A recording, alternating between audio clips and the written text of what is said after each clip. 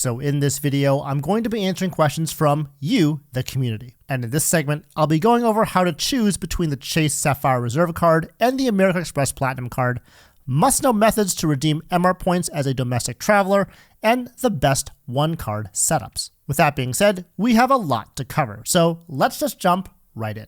The next question comes from Billiam. It's a little bit longer, but there's actually a lot of information and a lot of good learning I think we can do from this one question because I think it will apply to a lot of you. So let's go over it first and go from there. William asks, I'm a big fan of the channel. I got the US Bank Altitude Reserve card after watching your video on it. Honestly, I love the card. Thanks, Stan. And you're welcome. I think that card is, again, fantastic. If you are okay with a cashback or a hybrid setup, that is literally the card to get. It's so powerful, and I can't say enough good things about it. As someone who only travels domestically and is based in Boston, I'm debating whether it's more beneficial to stay in the Chase ecosystem or Amex's ecosystem. There's a new Chase lounge here, so I'm considering upgrading my CSP to CSR. However, I also have a good amount of MR points from my Amex Gold card, and I've thought about getting the Amex Platinum card as well. I can't decide, so I'm wondering if you have any advice on whether I should stick to Chase or Amex as a domestic traveler. My lifestyle is very average. I don't spend a lot of money, and I don't eat out too much. However, my biggest spending category is food. Thanks so much, Dan. Please keep up the great work. Okay. So there's a lot to unpack in that question. So this is kind of what I'm going to do. I'm going to kind of go back over it again. So like I said before, he has a US Bank Altitude Reserve card. So if you think you're okay with a hybrid setup, you already have the first piece of that, which is that US Bank card covering all those mobile wallet categories. You did mention you're based in Boston, right? And so if you're based in Boston, we all just kind of covered earlier in this live stream is that Chase Sapphire Lounge is actually also going to be in Boston. So you have the Ritz-Carlton card and the Chase Sapphire Reserve card. In this question, we're talking about the Chase Sapphire Reserve card. So that is something that you may want to consider getting if you don't have access to the Ritz-Carlton card. Right now, you said you have the CSP card because you want to upgrade it to the CSR. So you have the CSP card, you have the Amex Gold card, and you have the US Bank Altitude Reserve card currently, but you're also considering the Platinum card. Now, when you say you want the Platinum card, I didn't see a reason of why you wanted to get it. And I think that's a really big thing we have to discuss because we don't get the Platinum card just to get the Platinum card unless you want to get it for the welcome offer. That's the only exception. If you want to get the Platinum card for the welcome offer, then by all means, get the best offer you can. Be like Jake Mercure and get that 150K offer and like just call it a day. If you can meet the minimum spend requirement, of course. But if you can't do that, then I wouldn't say get the Platinum card just yet. Just wait till you have a lot of those the money available to actually do that. And so you also mentioned you're not a big spender, so that's also probably, in my opinion, a negative towards getting the Platinum card. But you do mention your food's the highest spend. But because you said you don't eat out too much, my thought and my inference, I would say, is that groceries is going to be greater than dining for you. And so because of that, I think you have two options. The first option here is to kind of stick with what you got and also upgrade to the Chase Sapphire Reserve card. The reason why I say that is because, as you know, the Chase Sapphire Reserve has 3x on dining, which is, it's not as good as the Amex Gold card. But if you say you don't spend a lot of money, then having that 3x versus 4x is not going to be the biggest deal. And you'll still get a lot of UR points. And you'll also get access to that Chase Sapphire Lounge in Boston like you wanted to, which is kind of the whole point of the question. So I think that would be a good option. And then you have the US Bank Altitude Reserve card to cover everything else with a mobile wallet, including groceries. If you're using the gold card for groceries, my guess is you don't spend money at Walmart or whatever, those other Target, those places that don't code as groceries. You probably spend at places that are typical grocery stores. And so those usually have tap to pay using Apple Pay or whatever your mobile wallet of choice is. And so if your mobile wallet is going to be going for groceries and you cover the dining with the Chase Sapphire Reserve, I think this is a great option for you. It's option one.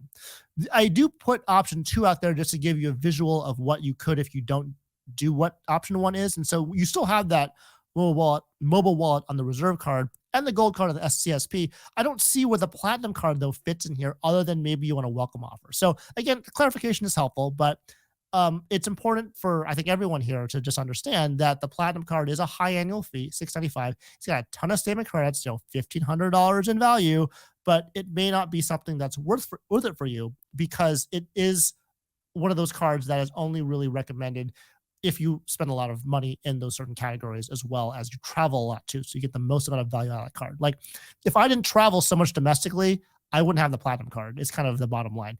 Do I like FHR? Yes, but like it's not something that I would keep. It's only because of the situation I'm in that I'm keeping that card open for my specific situation. So just keep that in mind. Again, if you want for the welcome offer, go for it. But I think that's what I would say for that question. So hope that was helpful, William. And so we'll kind of move on to the next question after that. This is a question from RemGB. Again, he asked a question here.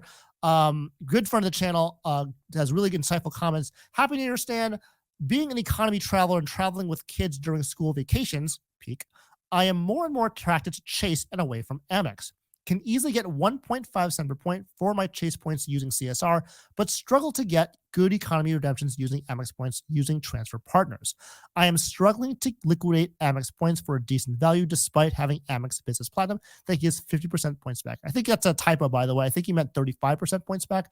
The Business Centurion gets you 50% points back. So if you have that card at MGB, that's super awesome. But I think you meant to say 35%. Issue is that it only works for one domestic airline that you need to pick in advance, which is also true, by the way. You have to pick one airline for that redemption to occur, just like you would for the alien incidental credit too.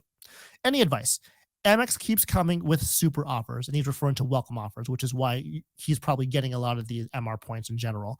Just a pro tip, if you use VPN to Middle America like St. Louis or Kansas City and use Edge browser, you can easily pull up 190K Business Platinum and 150K Business Gold offers. And so I think that's actually really interesting, and I'm going to try that next time up for a Business Gold or Business Platinum card to see if that's true. I mean, I'm always in the lookout for those types of offers, so thanks for that insight. So in terms of the question, though, yes, so to liquidate Amex points, it is very complicated if you do not fly internationally, which is like we always say. MR points MR points are best used for first international travel. So to use it as a domestic traveler, there's only a few things I can think of. You're already doing the right thing, which is doing the Business Platinum with a 35% airline rebate. And I think that's actually the highest value you can get back when you redeem with points, because I think when you do the math, it's like 1.57 cents per point when you do that rebate. So it's pretty good. Not as good as a CSR in terms of like ease of use, because not everyone's going to have a Business Platinum to do this, but something that, I think you're doing the right way. You also have the Charles Schwab option, which is the 1.1 cent per point redemption. That one's super easy, kind of like the low hanging fruit situation if you want to liquidate it, if you don't have an international flight planned. You also have transfer partners too. And I say this and I don't have a lot of knowledge about this, but I know that this is possible. I understand that it's pretty difficult to do these types of domestic redemptions through transfer partners, but that is one way for you to do that. So for example, Aeroplan to United with the Star Alliance. I think there's also Turkish Miles and Smiles to United. There's also BA Avios to American Airlines. I think Virgin Atlantic does that too. I'm not sure. Check with Luke. He would know. But those are ways to do that if you want to go down that road too. That would probably be the best way to alternatively get those redemptions on the domestic side. We have a super chat from The Pan. Thank you, The Pan. $10. Just want to send a thank you. Thank you so much, The Pan. I really appreciate that. I will feature The Pan in one of my videos. He asked a really, really great question on one of my other videos. I think it was my 5% cashback on everything video. And so I'm going to incorporate that into a really exciting video I have coming up for you guys the next month or so. So keep an eye out for that for sure. But The Pan, thank you so much for the super chat. Really appreciate the 10 spot. Okay, so I think the next question here is from AP. And so AP asks, hey, Stan, would you consider a video sometime on one card setups or maybe talking about this in a live? I plan on getting basically all the cards for the welcome offers, which I think you should. But I still think it'd be a fun one to think about.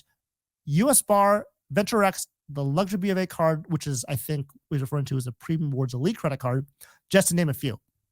I'd be interested to hear your thoughts on how all these kinds of cards compare. Congrats on the new biz cards. I thought it would be a good video to make, but I think I want to cover it just really briefly in this live stream just to kind of get the message out there. So he did mention, I think, what are the 3 top one card setups to use. So, I saw this from Keith. Thank you, Keith, for putting this out there. Keith says that 30% Hilton transfer bonus is a pretty good way to liquidate MR points if you're not interested in international travel. Thank you, Keith. That is a very good point too. So transfer bonuses from hotel chains can also be a very good way to liquidate those points. And Chad also mentioned something here. Aeroplan won't let you book domestic travel solely in the U.S. Thank you for that, Chad. I didn't know that, so I appreciate the correction.